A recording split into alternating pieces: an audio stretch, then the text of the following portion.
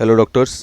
Anaesthesia जो कि एक दिन में भी तुम कवर कर सकते हो, छोटा टॉपिक है, छोटा सब्जेक्ट है जिसमें कि क्वेश्चंस 4-5 देखने को मिलते हैं। पिछले साल की अगर बात की जाए तो 4 इमेज बेस्ड क्वेश्चन आए थे। एक तो सीपीआर पे आया था, एक जो थ्रस्ट पोजीशन पे आया था, और एक तीसरा क्वेश्चन था कि ड्रग ऑफ चॉइस क्या होगी अगर उसकी कार्डियक सर्जरी प्रोफिलैक्सिस के दे रहे हैं तो, ठीक है, सीफाजोलिन वाली। तो इसमें तुम्हें मैं ओवरव्यू देता हूँ एक फटाफट, एनेस्थीसिया में क्या क्या पढ़ना है और क्या क्या आ सकता है। इमेज पढ़ लेना इसमें, ठीक है। पोजीशन दी जाती है, एक तो रोज पोजीशन होती है जो कि टॉन्सिलेक्टमी में दी जाती है, और स्निफ जो बार्किंग डॉग पोजीशन होती है जो कि इंट्यूबेशन के टाइम पे दी जाती है। दोनों को कैसे पता करोगे? शोल्डर को पुश करके नेक विजुलाइज कर रहे हैं तो टॉन्सिलेक्टमी वाली जो है रोज पोजीशन है, और इंट्यूबेशन के टाइम पे क्या होता है, एटलेंटो ऑसिपिटल को एक्सटेंशन करते हैं और जो सर्वाइकल जॉइंट को फ्लेक्शन करते हैं, ठीक। जैसे कि पिछले साल क्वेश्चन आया था ट्रिपल मैनुअल पे, क्या होता है, हेड को टिल्ट किया आपने, जॉ को थ्रस्ट दिया, ठीक। फर्स्ट, सेकंड, थर्ड, ये तीनों को मिला के ट्रिपल मैनुअर बोला जाता है, ठीक है। पिछले साल क्वेश्चन आ चुका है। उसके बाद आप पढ़ोगे लेरेंजियल मास्क एयरवे, ठीक है, इसको हम LMA बोलते हैं। फर्स्ट जनरेशन में कोई कफ नहीं होता है। सेकंड जनरेशन में दो ट्यूब होती हैं, एक प्रोसील होती है जो स्ट्रेट बोलते हैं, और सुप्रीमो जो कर्व होती है।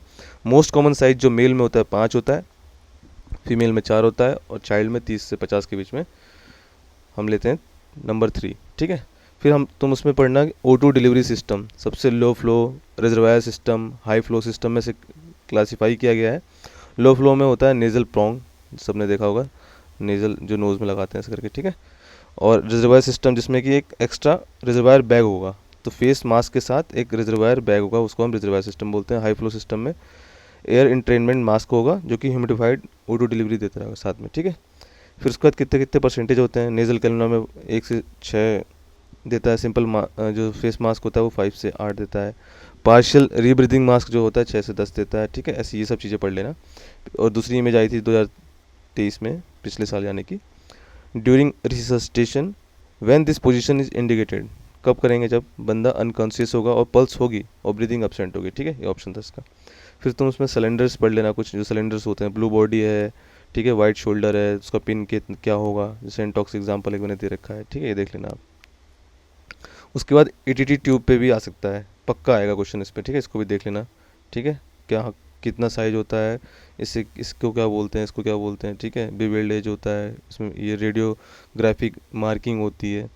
फिर उसके बाद न्यूरोमस्कुलर मॉनिटरिंग कैसे करते हैं हम लोग, अल्नर नर्व से करते हैं। कौन सी मसल्स पे देखते हैं, एडेक्टर पॉलिसिस पे, ठीक।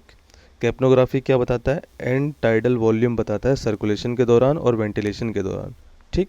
ऐसे करके कर्व आता है, ठीक है। हाइपर कैप्निक बोल देंगे और हाइपो बोलेंगे, ठीक है। जब 45 से ज़्यादा है तो हाइपर कैप्निक, और 35 से कम है तो हाइपो कैप्निक।